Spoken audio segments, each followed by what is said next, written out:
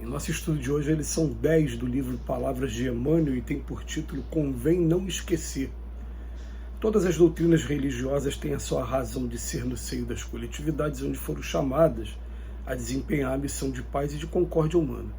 Todos os seus males provêm justamente dos abusos do homem em amoldá-los ao abismo de suas materialidades habituais.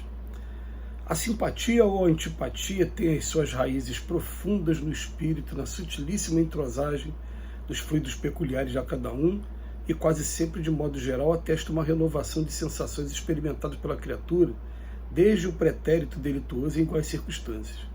Devemos, porém, considerar que toda antipatia, aparentemente a mais justa, deve morrer para dar lugar à simpatia que edifica o coração para o trabalho construtivo e legítimo da fraternidade. Há obsessores terríveis do homem, denominados orgulho, vaidade, preguiça, avareza, ignorância ou má vontade. E convém examinar se é vítima dessas energias perversoras que muitas vezes habitam o coração da criatura, enceguecendo para a compreensão da luz de Deus. Contra esses elementos destruidores faz preciso um novo gênero de preces que se constitui de trabalho, fé, esforço e boa vontade. É imprescindível caminhar na direção dos lobos, não na condição de fera contra fera, mas na posição de cordeiros e embaixadores. Não por emissário da morte, mas por doadores da vida eterna. É preciso lançar a regra do silêncio e da paz à fogueira das locubrações tormentosas, para que a nossa existência não se transforme em voraginoso inferno. A grande luta não reside no combate com o sangue e a carne, propriamente, mas sim nas nossas disposições espirituais inferiores. A confissão pública dos próprios defeitos dos tempos apostólicos constituía para o homem forte barreira, evitando sua reincidência na falta. Um sentimento profundo de verdadeira humildade movia o coração nesses momentos, oferecendo-lhe as melhores possibilidades de resistência ao assédio das tentações, e semelhante princípio representava como que uma vacina contra as úlceras do remorso e das chagas morais. Muitos chegam à obra, todavia, não passam além da letra, cooperando nas organizações puramente intelectuais. Uns improvisam sistemas teológicos, outros contribuem na estatística e outros ainda se preocupam com a localização histórica do Senhor. Entidades discutidoras, levianas, rebeldes e inconstantes transitam em toda parte. Além disso, incógnitas e problemas surgem para os habitantes dos dois planos. Em vista de semelhantes razões, os adeptos do progresso efetivo do mundo, distanciados da vida física, pugnam pelo espiritismo com Jesus, convertendo-nos o intercâmbio em fator de espiritualidade santificante. No serviço divino é aconselhável não disputar, a não ser quando o esclarecimento e a energia traduzem caridade. Nesse caminho, a prática do bem é a bússola do ensino.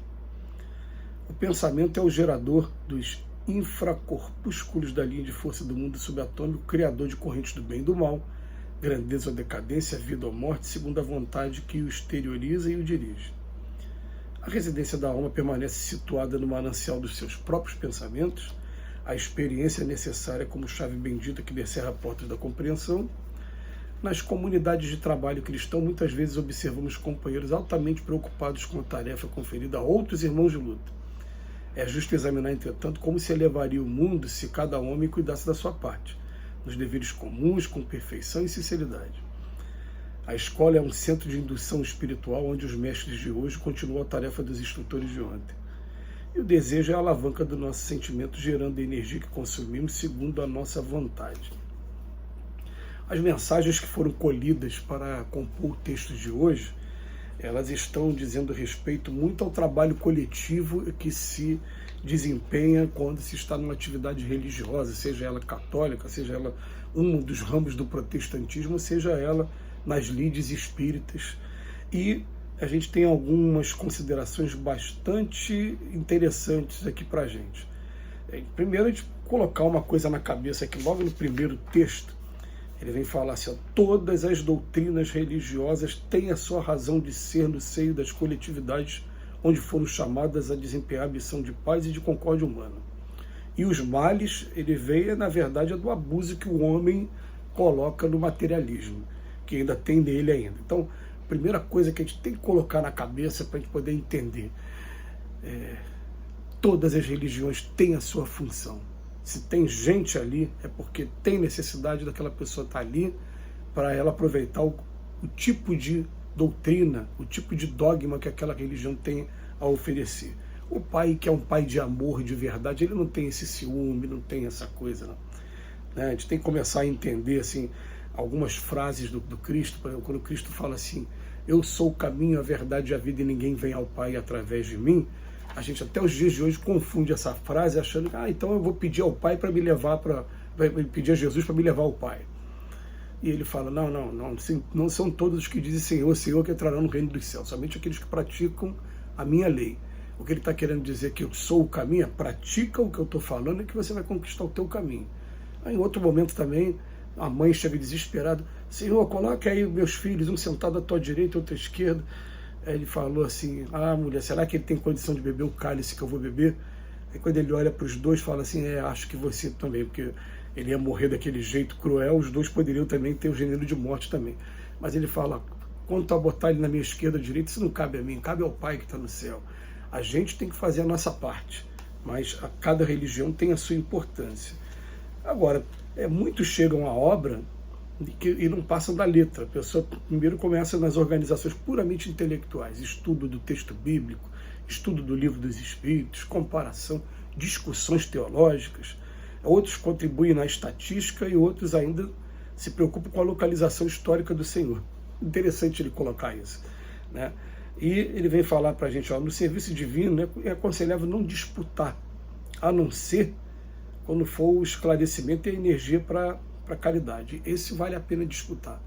Mas você ficar a cargos, a gente tem várias lições sobre isso, muitas lições, até que o espírito do Dr. Herman ajudou muito a gente, falando, olha, cargos, essa briga que vocês têm na Terra, para a gente que está aqui no plano espiritual, o cargo, na verdade, é daquele que faz mais e que ajuda mais, que consola mais os corações. Não é, a maioria das vezes, na casa espírita, na igreja que a gente chega, não é aquele que tem o título, lá, o nomezinho dele lá no cargo aí da terra, não é isso não. E ele vem falar para a gente também uma coisa muito legal, que a confissão pública dos próprios defeitos nos tempos apostólicos constituiu uma forte barreira, evitando sua reincidência na falta. Essa capacidade que a gente tem de dizer mesmo da minha falta, como eu sou, não é a gente ficar se expondo demais, não tem nada disso.